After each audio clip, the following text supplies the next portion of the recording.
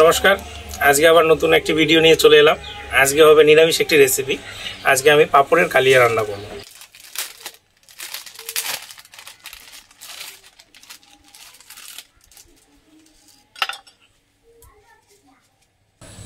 আমি এখানে পাপড়ের কালিয়া রান্নার জন্য মশলা পাপড় নিয়েছি। তো প্রথমেই আমি পাপড়গুলোকে দু টুকরো করে নেব।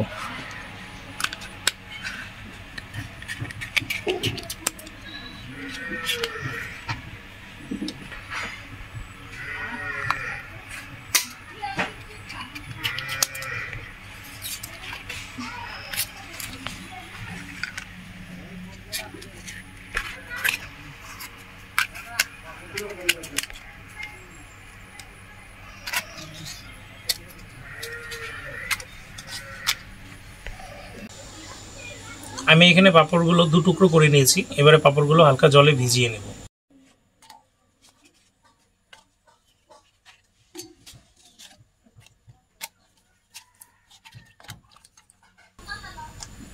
জলে হালকা ভিজিয়ে তুলে নেব।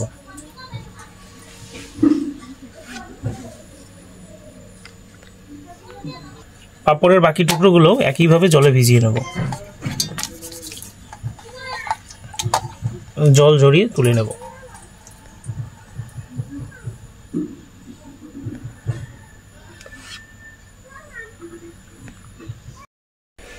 এবারে পাপড়গুলোকে আমি 3 কোনা করে টুকরো করে নেব।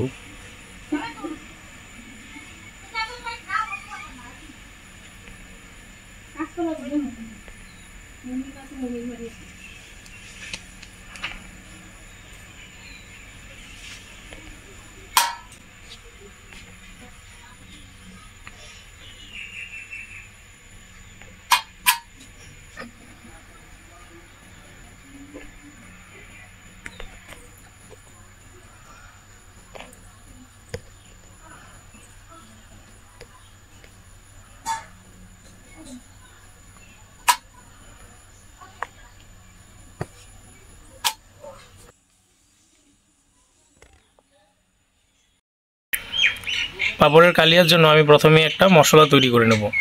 আমি এখানে কয়েকটা কাঁচা লঙ্কা, কয়েকটা কাজু, একটু গোটা জিরে এবং একটু আদা নিয়ে নিয়েছি। এটাকে আমি বেটে নেব। এখন আমি টুকরো করে রাখা পাপড়গুলো ভেজে নেব। পাপড় ভাজার জন্য আমি প্রথমেই কড়াইতে সাদা তেল দিয়ে দিলাম।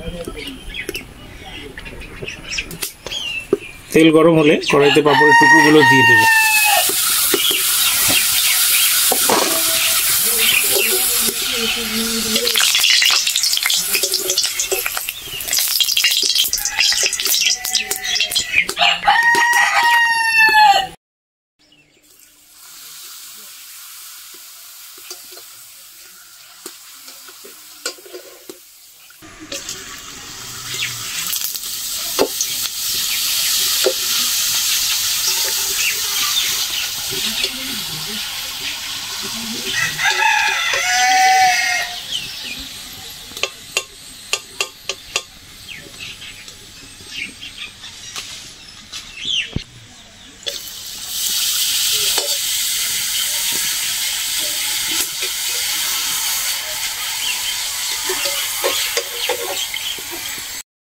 এবারে আমি পাপড়ের কালিয়ার জন্য আগে থেকেই ডুমো করে রাখা আলু ভেজে নেব।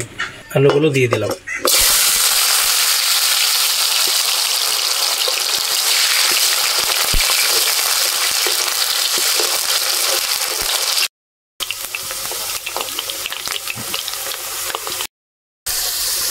আলু ভাজায় অল্প নুন এবং হলুদ দিয়ে দেব।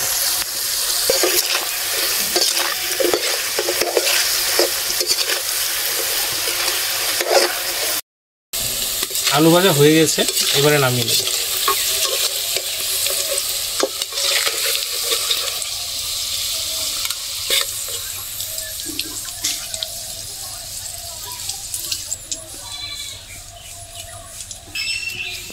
এবারে তেজপাতা ফোড়ন দিয়ে দিলাম।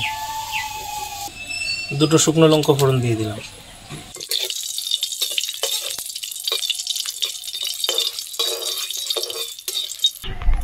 এবারে অল্প কালো জিরে ফোড়ন দিয়ে দিলাম।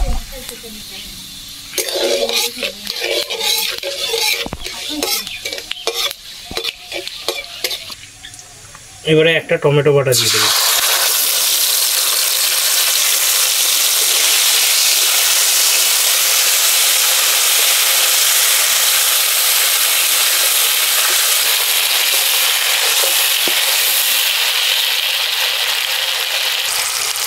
টমেটোর কাঁচা গন্ধ যাওয়া অবধি ভেজে নেব।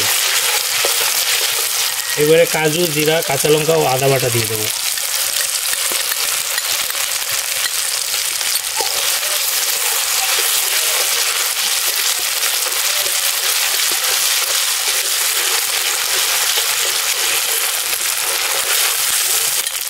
মশলার বাটি দেওয়া জল দিয়ে দিলাম।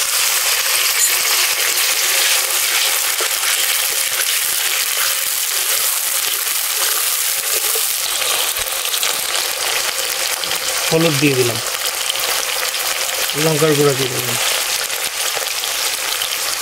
স্বাদ মতো নুন দিয়ে দিলাম,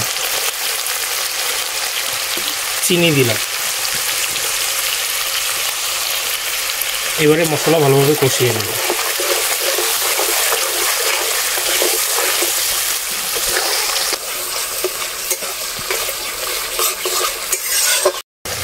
মশলা থেকে তেল ছাড়তে শুরু করলে ভেজে রাখা আলু দিয়ে দেবো।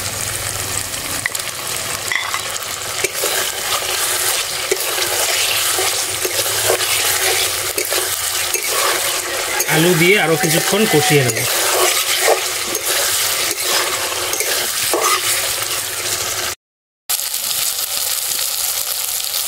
মশলা কষানো হয়ে গেছে, এবারে জল দিয়ে দেব।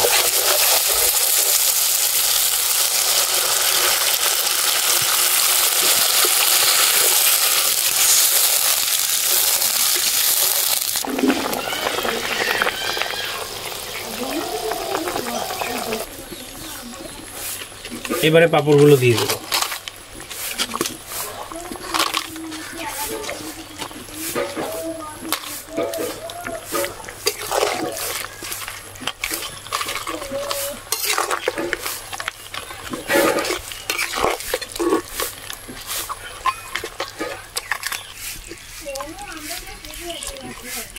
এবারে নামানোর আগে গরম মশলা এবং ঘি দিয়ে নামিয়ে নেব।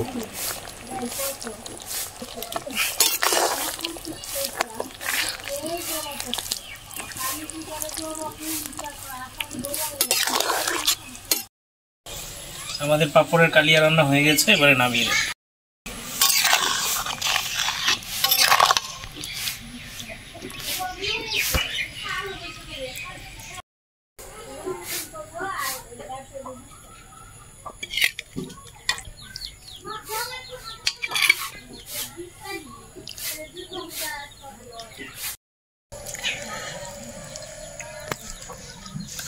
এই দেখুন পাঁপড়টা কত সুন্দর নরম হয়েছে।